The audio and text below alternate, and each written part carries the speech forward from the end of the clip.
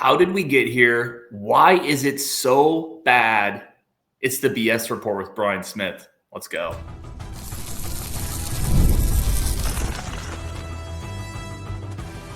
You are Locked On Badgers, your daily podcast on the Wisconsin Badgers. Part of the Locked On Podcast Network, your team every day.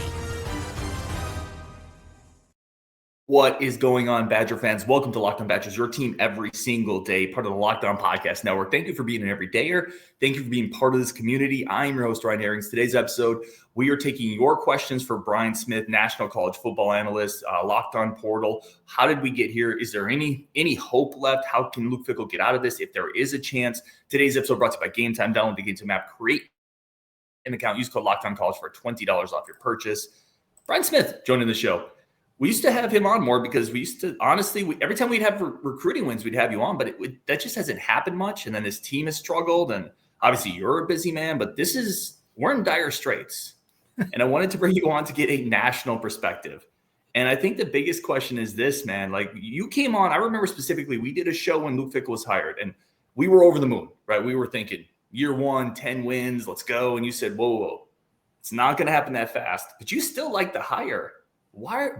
Why did it get to this point? Like, what's your national perspective on this? A couple of things. Number one, Fickell and his staff haven't done as good a job of recruiting as they should, especially inside the Badger State. Like, it's been bad. Secondarily, and I know this is the very unpopular topic, your state doesn't spend enough money on the Badgers athletic department in general, football being the prime source. Believe me, as somebody who talks face-to-face with recruits year-round, that's a problem. And when I say facilities and all that, that's just part of it. But like NIL, there's that nasty 3-letter acronym. It's got to explode at Wisconsin for them to be a consistent bowl team again. I'm not talking national title. I'm just talking 8-9 wins. There's no friendly here. That's a big problem. And then finally, I'm just surprised that they've missed so badly with the coaching situation. Like, the coordinators obviously are not working on offense. Both of them have not been good. But you and I talked about this off air. I don't know how good they are because your quarterback gets hurt as soon as he walks on campus. Like, you can't win without your quarterback. You have no chance. So that's a disaster on top of it. So you're playing guys that are not ready yet and going through a Big Ten gauntlet. You combine all that, you get a team that's not going to a bowl game again. So, I mean, they're going to win 4 games, maybe something like that this year. Probably not. I don't even know if they're going to get 4, Brian. And here's my question. And this is what I just honestly want to pick your brain on. And people are excited for you to come on here because you come on and you give a very honest, authentic, real take on the Badgers that's kind of outside of our fandom, right? Because you cover the sport as a whole. I get all of this. And I've made the same points, right? I don't think Wisconsin is as invested on the NIL as they need to be. Quarterback luck has been horrific. But gosh, man, there were a ton of Wisconsin teams that weren't the most talented with a backup quarterback that would never lose by 37 at home to Iowa, right? Like, there's something there that's just missing. And how do you lose by 27-10 at home against Maryland as a 10-point favorite? And then last year they lost 42-10 to Iowa, and this year it's 37-0 to Iowa. Like, what do you make of just it's like an utter collapse. I'm starting to wonder, and this is always my fear, and I have to study this because the portal comes into play here. This is the nasty part on the back end. If some of the players have apathy, if they're already starting to look like, I'm not going to be here next year. This isn't Wisconsin related, but I got a message from a former recruit that I knew well today. He didn't put anything in the message. He just sent me 3 videos of him at the school he's at making plays in practice. What do you think he's getting ready to do? And I just sent a reply to him, what school do you want to transfer to? I'll just end it there. But I guarantee you, based on what's going on, there's a lot of that in Madison, Wisconsin. So I'm just going to get the dirty out of the way. If you think it's bad now, wait till next season because you're going to have to completely hit rock bottom and restart the roster. And that's if you get rid of Fickell. If you do not, it's just going to kind of flatline and you're going to stay in this 4 to 6 win range until you do. He's not the guy. For whatever reason, he's not the guy. I don't follow it anywhere near as close as anybody that's watching this show or you, but they're recruiting. I've said it for years. D-line got a little better recruiting, but outside the numbers, it's not in the stratosphere with being a Big Ten program. It's not.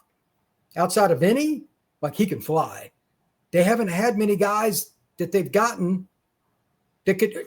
Every question with the recruit is, could he at least compete at the obvious schools? Penn State, Ohio State, Oregon, and Michigan. If the answer is no, he's not good enough. Over half the recruits are no. So that's a problem. Now, a few of the kids they get are really good. Some of the running backs, a few of the D linemen, et cetera, they've gotten. That's all great.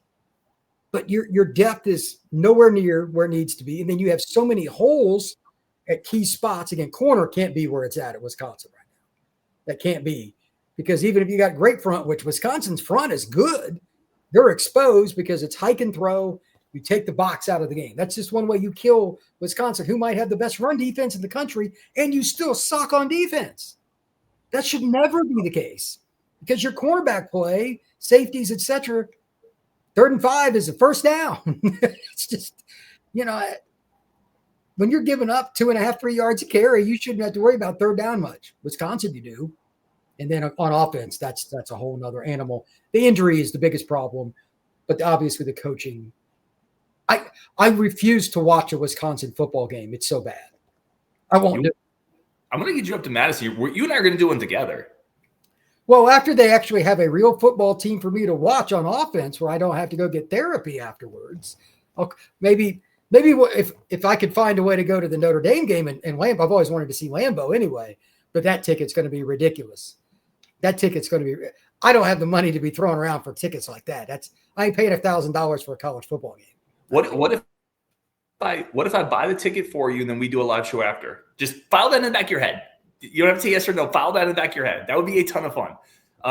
And I know Badger fans would be excited to see you because you do have a lot of people on this channel that enjoyed the takes.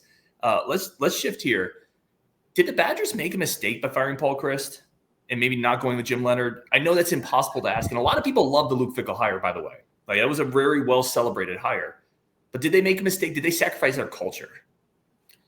That's a great question. And let me put it into context of how highly thought of he was.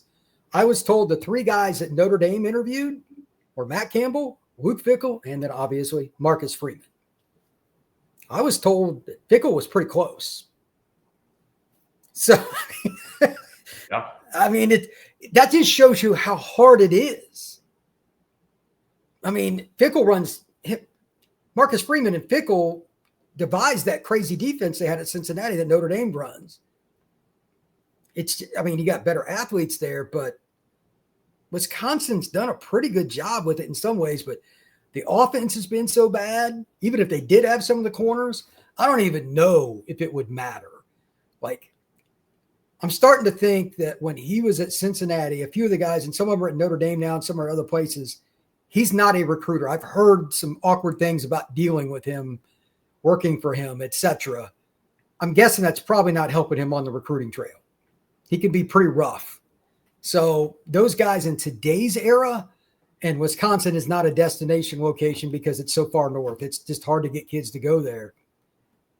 That's not a good combination. So combined with the concerns with the NIL compared to the Big Ten brethren, like Michigan, I mean, it's insane. If they didn't have the money they did, Michigan would be a 500 team right now because I don't think they're very well coached. But at the same time, look at it this way. Wisconsin has nowhere to go but up. The next hire cannot be any worse. If they hired you, it could not be any worse. This is ridiculous. I would take it. And I would hire you as a recruiting assistant. You'd be the director of player personnel. I would do well. We would get D linemen every day. That would be my number one goal because we need it. We're going to take a quick second here. We got a bunch more with Brian Smith breaking down where the Badgers are, including some of your questions from the Discord, including, are there any rays of hope here? We're going to make Brian Smith find some positivity here amid the darkness. That's coming up next on Locked On Badgers. But first, a quick second for our friends of the show. A quick second, as always, to say thank you for tuning into Locked On Badgers. Today's episode brought to you by our good friends over at Wayfair. Wayfair is absolutely incredible. It's a place I've used a lot to go and get anything I need for my home. The holidays are coming up. Christmas is coming up. And it's time to get your house a little more comfortable for your guests, for your celebrations, so you can feel a little bit more like, just a little more welcoming, a little more hospitable. Bring those people into your home It makes it easy to personalize your house for the holidays. Huge selection on every style, every budget, free, easy delivery, even on the big stuff. Incredible pictures of the products before you buy them and amazing reviews. You are not going to go wrong over at Wayfair. Get organized, refreshed, and ready for the holidays for way, way less. Over at Wayfair, wayfair.com right now to shop all things home. That's WAYFAIR.com.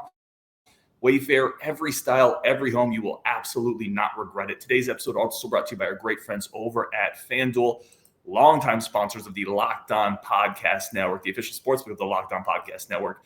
NFL's here. We know that. It's incredible. FanDuel has an offer you do not want to miss. Right now, new customers, I've talked about this before, $300 in bonus bets. For new customers, if you bet $5, you get $300 in bonus bets if you win. Pick a bet, put down $5, and if it hits, you'll unlock $300 in bonus bets to use across the app. I love all the different types of bets. Any type of action you want, parlays, futures, teasers. I love the live in-game betting. So even if the game gets out of hand, Iowa, Wisconsin, you can still stay in the action. You can still put some money in and have some fun with it. Stay involved over at FanDuel. Right now, what are you waiting for? Visit FanDuel.com to download the FanDuel app today to get started. That's FanDuel.com. All right, Brian, I have some questions for you from the Discord. Again, I said Brian Smith is coming on. Submit some questions, and we got some. Yeah. First one here. I am ready. I want this one. I want to start with the hopeful one. Are there any slivers of the faintest lights that can be used as beacons of hope? From Brett. Beacons of hope? I mean, I think the biggest thing for me is what you told me before the show. I've always thought Wisconsin fans were very intelligent and they're just realistic. And I think they know that it's time. Some other fan bases, when they're in this situation, kind of sit on their hands and they wait too long. Now, SEC fans are crazy and stuff like that, but some Big Ten fan bases wait too long. If you don't rally and put pressure on the administration, etc., these schools, and I know Wisconsin fans are bananas. As long as that stadium's packed, it's hard to fire coaches. They don't like paying more than one coach.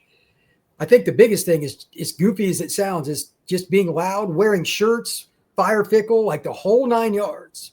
If you do that, you can turn this around, because Wisconsin's a great job. It's a great location. You're an hour and a half or something like that from Chicago. It's a Big Ten school. They've been to Rose Bowls. I think the biggest hope is just, okay, we really can't go much further down. We know what needs to happen. Now you guys got to do it or we're going to get you out of your job. I know that sounds crazy, but you got to turn it around that way. He ain't the guy.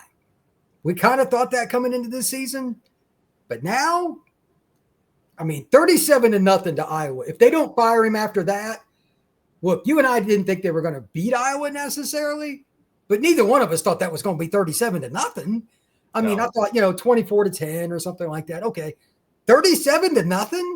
And the stat that is worse, the only game they've scored over 20 this year was Middle Tennessee State. Middle Tennessee State. Y'all are averaging 15.5 a game. If you take out the Middle Tennessee State game, it's pretty close to 10 points a game. It might be the worst offense in the FBS Power 4 level. I think it is. I think it's the worst Power 4 offense in the country. That is so hard to believe, because so many of those offenses, while they didn't throw a ton, they were freaking juggernauts. Play action here and there, and then just really good offensive lines and a gazillion good running backs. It got you to the Rose Bowl. I think that's a pretty good way to be. So it's hard for me to understand, if they don't do something with Fickell, how the people that, there's no nice way to say this either, the really big money boosters got to say no to everything. It can't just be football. It's got to be the arts. It's got to be everything. Until you fix the coach, I'm not giving another dime. It has to be the big money people that do that. And that's touchy, but it has to be that way. That's the only power you have as fans and as boosters. Where is Wisconsin in terms of the tier list? Like, maybe stack it up even to some other jobs that have come, because this is as low as Wisconsin's been from a football standpoint, but you hit it. Like, Madison is a beautiful spot. I know it's up north, but it's a beautiful city. It's in the Big Ten. It's flush with cash. There is history. They're building a brand new giant practice facility. I'm highlighting, obviously, the positives here. This is against the backdrop of a 37-0 loss. But where is Wisconsin maybe in the tier list of available jobs that you've seen the last couple of years? I think it's one of the better ones, because this is the part that people don't want to hear, but it's true. And this isn't just a football thing, but if you're going to take a job, quote unquote, out of state, what is the first thing you have to do? You got to call your wife and say, will you go? That's serious. That's just how this works. I've had those conversations with people. I've talked to Urban Meyer about that and stuff. Like, we got to, you know what I mean? Like, you got to make sure it's good with the family. That's not going to be a hard sell. It's cold, but it's a cool city, and you're not that far from Chicago. It's in the Big Ten. There's a lot of money. It's a pretty easy sell. And I'm going to be the first one, I think, to start this. Hire Will Stein, the guy that is the Oregon OC. For the love of mankind, hire an offensive coach. If you hire a defensive coach, if you think I'm negative now, wait till I come on after you hire another defensive coach. You got to hire somebody that understands the forward pass was invented by Newt Rockne, and we've moved on since then. So a name that has come up a lot, I'm guessing this is going to not maybe tickle your fancy considering what you just said. Jim Leonhard is a name that has come up among Badger fans. Bring someone back that understands the culture, was a great defensive coordinator for the Badgers. In-state, obviously, is with the NFL, with the Broncos now coaching in the secondary. Thoughts on Jim Leonhard potentially as a maybe option? I think he would be one of the very rare exceptions I'd be okay with. He's considered to be a very good defensive mind. Obviously, my bag is the recruiting and transfer portal. I have no clue what Jim can do there. I do know he can scheme it up. So that's a bonus. My two questions are, A, can he recruit? And B, how would he do in terms, this is the big thing with new guys as far as head coaches. You're only as good as your coordinators. Which guys would come play in this era with what I'm talking about, like NIL concerns and all that? Offensive coordinators want toys. Are they going to be able to sell, we're going to get you the toys with our limited NIL? That would be my concern with him. Who's going to be his OC? If I knew that, I could give you a little more leeway, but I have no idea what Jim would do. The other part is he going to run the defense himself? Because with him being in that background and being a great player, being a great coach, a lot of DCs probably wouldn't want to be under him because they're going to worry that he's really going to be the one that runs it. So he's got to have guys that he knows already. They're, I don't want to say friends, but pretty close to it, because Wisconsin may not be the easiest stepping stone job if you want to be a head coach one day as coordinators. But if he gets those two spots, big if, then they could be an 8-4 or better program again. And we could actually talk about bowl games. I mean, right now that you're not allowed to say bowl game. You're not allowed to even say it out loud because they don't deserve it. But Jim, I think, would at least get them to that level. Like, their defenses were really good when he was there. So that's an option. But again, I would still rather go offense if I could, unless I knew Jim had a home run hire as a coordinator. It's possible. I just don't know much about the guy. No, that's really well said. I can tell you, because he was in the running, he would have been the guy if it wasn't Fickell. He became the interim coach after they fired Paul Christ, and he already kind of had the plan, which mostly leaked out. He was going to hire Sean Lewis as his offensive coordinator. He's now San Diego State's head coach. He's the head coach out there. So interesting. Sean Lewis throws the ball. That would have been kind of interesting. Another name, and let me know if you know much about him or not. Jason Eck is another name out of New Mexico now, coaching. He has Wisconsin ties.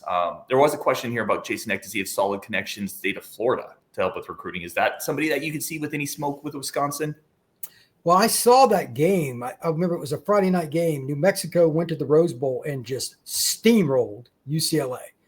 Power downhill. They had 3 running backs that were like FBS level. Like, what in the world is going on? They were all portal guys. So I know he can evaluate. And you can sell if you can get kids to go. I don't even know what town it's in New Mexico. Not sure either. That's not good because I know every town in America based on recruiting. But if you can do something good at New Mexico, a job like Wisconsin's probably a godsend, because, trying to get kids to go to New Mexico, that's got to be rough, man, because you're recruiting LA kids to go there or Dallas kids, et cetera. That's rough. But Wisconsin, you're right down the road from Detroit, Chicago, Minneapolis. I don't think it's going to be that rough. I think that'd be interesting. I don't know much about his background. I don't know if he's got where he's from. I have no idea, but I know he can coach. Again, New Mexico is a bad job, but he's doing a pretty good job there so far. Yeah, and he has Wisconsin connections as an offensive lineman here. We're going to take a break here. Come back, one more segment with Brian. So a couple of big picture thoughts in the Big Ten. Penn State, private equity coming into the conference. We also had a question if Brian Smith is able to coach in any capacity. That's from Jeff Grimes' alter ego. We'll just leave that one there for a second and let Brian stew on it. And as Badger78 says, we are ready for his honest takes. It will hurt, but it will be honest. as Brian Smith always is, honest and authentic. We have one more quick second for our friends of the show. We're going to come back and finish off this great episode with the great Brian Smith. But first, a quick second for our friends of the show, incredible friends of the show over at Gametime. I've used Gametime to get tickets for college football specifically, but also for Major League Baseball. Gametime is an incredible way to get any type of ticket that you need to all sorts of events, not just sporting events, but specifically, we're going to talk about college football, sports, playoffs, the rivalries, the tailgates, the energy in the stands, whatever's there. You can use Gametime to unlock those experiences for yourself, your friends, your families. You can gift it. It's absolutely incredible. And that's why I use Gametime, right? To unlock some more of those experiences in my life. Maybe I'm going to use Gametime to get tickets for Brian Smith and myself at Lambeau Field next year. He's going to have to commit to come. He's going to have to commit to do a tailgate, come to a Locked On Badgers event. We'll do a live show after. If he does all those things, but let's hook it up on Gametime. It'll be an incredible time. Maybe the next year the Badgers will be a little bit better and score more than 15 points a game, which would also be amazing. Take the guess. We're going to buy tickets with Gametime. Download the Gametime app today. Create an account. Use code LOCKEDONCollege for $20 off your first purchase. Terms to apply. Again, that's promo code LOCKEOD ONCOLLEGE for $20 off. Swipe, tap, take a go. Download Gametime today. All right, Brian, let's bring you back on here. Let's finish off here. Again, had a couple more questions from people. This has been a report that's been going around for a while. I think it's only a matter of time for a lot of schools, private equity coming into the Big Ten. Does that help schools like Wisconsin, Indiana, Illinois, Northwestern, or does it just raise the ceiling that everyone's spending and not really make a big difference? Depends on how it's broken up. Is it across the board? So I have no idea. TBD, from what it sounds like, and this is what I've heard, it's a pretty massive deal the Big Ten is talking about, but it does sound like some of the bigger schools are either kind of pushing back because they already know they outspend everybody at a pretty high level, and this is going to do nothing but close that gap, or they want a larger percentage. Think maybe a Texas Big 12 type situation. If it's the latter, it's terrible for Wisconsin. I mean, you're already getting run over by Ohio State and Michigan in recruiting as it is. So this could end up in the courts for all the wrong reasons. Yeah, fair. Wisconsin can't see the gap grow. But if the Big Ten votes on it, the big boys will lose because there's only 4 or 5 of them. They're going to get just crushed because everybody not named Oregon, Michigan, Penn State, and Ohio State's going to vote for it. Yeah. They're going to lose the vote. Let's go. I'm fine with it. What's your thought? This is from Frank. Thoughts on just kind of mid-season firing versus end-of-season firing? Actually, he had another question later that I'm missing on. But, yeah, what are your thoughts on if you don't believe a coach is a guy, do you think you ride it out? Do you mid-season, especially if you don't maybe have a guy on staff that is an obvious interim-type coach that would step up? That was one of my points. Like Coach Smith at Penn State, he played there, was a receiver, was really good. He's been with Franklin the whole time. As soon as James was fired, they used him as the interim. Natural decision. Is there somebody like that at Wisconsin that you would feel because if the answer is no, it makes it really rough, man, because your roster will flood to the portal. And it's not exactly a loaded roster anyway. I'm talking about 2 wins next year if you hire the wrong interim guy, like literally. So if you don't have the right guy, you can't do the in-season firing. That sucks. But that's something the administration would know far more than I. I'm okay with it if you do have that guy, especially if he has a quote-unquote natural recruiting acumen, because you also got to retain your talent to the best of your ability. There have been guys that I know that have stuck around during, I'm not going to get specifics, that stuck around at jobs when there was a change and actually got verbal commitments before a coach was hired. You need somebody like that at Wisconsin right now. I don't know who that would be, but the point is still the same. You got to recruit your roster first, do your best to keep recruits, but that's almost impossible. And then once the head coach is named, you got to hit the ground running with whoever that guy is. He's got to buy into the new head coach, because if he's been selling all these guys that are on your roster that, hey, it's going to get better, blah, blah, blah, then he doesn't get all of the new head coach. Into the portal, they still go because he's going to tell them. So the university has to make the right decision with whoever the interim is if they're going to go that route. Well, that's well said. I love this question from Daltrey. Which was worse, Florida State 2-10 last year or Wisconsin, who very possibly could end up at 2-10 this year when you look at the schedule coming up? Florida State was worse for 2 reasons. Number one, I had to cover it. And number 2, hey, I'm just keeping it real here. Florida State won 13 games the year before. Most people, myself included, thought they were going to win 10 or 11 games in 2024. The Badgers over under this year on FanDuel was 5.5. I mean, it's just not the same deal. So I knew they could be bad, and you and I talked about it. I said, I could see them winning 4 if things didn't go right. I didn't expect the quarterback to get hurt. I mean, I think once he got hurt, that probably took some steam out of the season. And then, everything's kind of falling apart. But this isn't much better because it's kind of that point now. There's just apathy around the program. I mean, they have to make a change. I know you've told me that you didn't think they would necessarily make it. But after 37-0, I'm guessing that you've had that conversation with yourself, Ryan. Like, if they don't make it this year after that, why even bother? So it's close to 37-0 shook me. 37-0, that shakes a man to his core. When did you leave the stadium? Did you stay for the whole game? Whole game. Whole game. Okay, Ryan Herrings, you got to give this man a badge because I would have been thrown out for other reasons, okay, if I was a Badger fan. I will not accept 37-0. I'm not going to that. So you paid money for that. You should file some kind of lawsuit. I don't know what's applicable here, but you should file a lawsuit. So every year we do a Locked On meetup where the community gets together. Iowa was our Locked On meetup. Oh, dear God. Oh, so we were there in force. Let me ask you this. This kind of dovetails into the recruiting stuff we talked about a little bit. Big Tuna wants to know over under 10 commits come signing day. Where are they at right now? How many? I think 15-ish. So Tayshaun Bardo, the receiver from Indiana, just decommitted.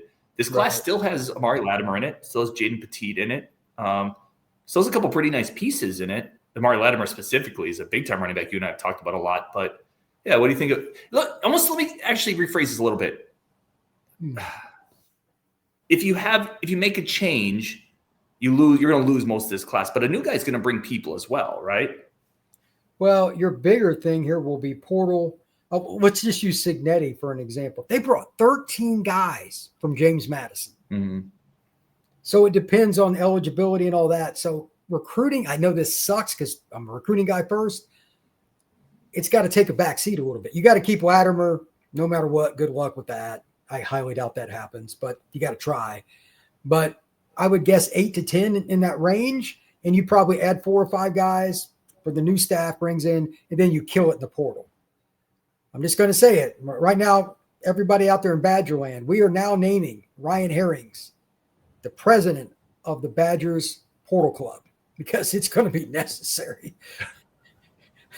Just to get to a bowl game next year, they're going to have to find money they don't have right now. It's not going to be easy because the roster is going to get hit. That's just part of the change.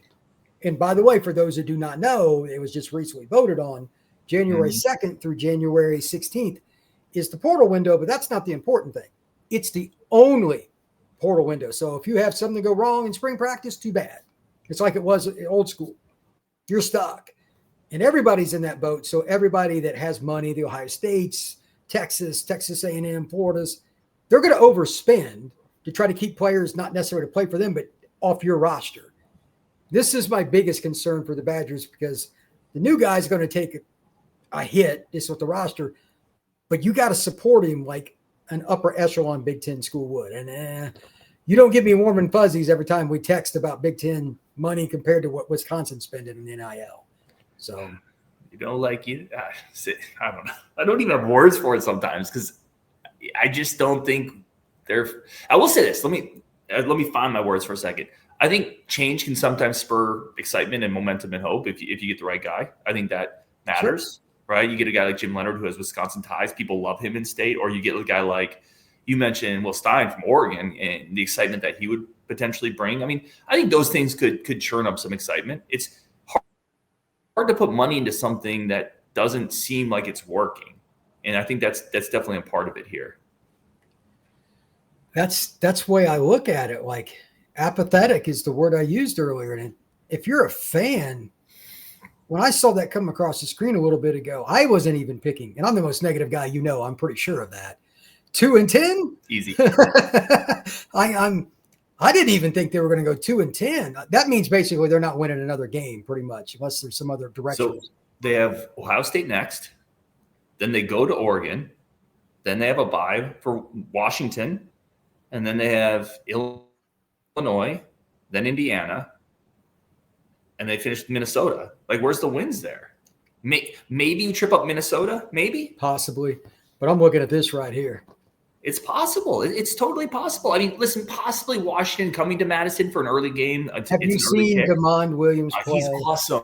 I know. He's awesome. I'm just saying, like, they're West Coast team to that. Okay. I'm still searching for him. Dude, I'm still searching for him. Sell your tickets. That's all I'm going to tell you. So that's my point, though. It could be 2 or 3 wins. Last question here, and this is a point I've made, but I think you kind of agreed with it. There's a lot of people that are worried. You make the change. We mentioned Amari Latimer, but also guys like Nicholas Clayton that you and I talked about, Jalen Williams from last year's class. I don't think it matters if you have the wrong guy, ultimately, right? Like those guys aren't going to stick around for losses. If right. You don't hire somebody they agree with, now if you hire Jim Leonard, Clayton will stick around. But if you don't hire somebody they respect, I'll be getting inboxes from Florida kids on the roster and stuff like that. That's how that works.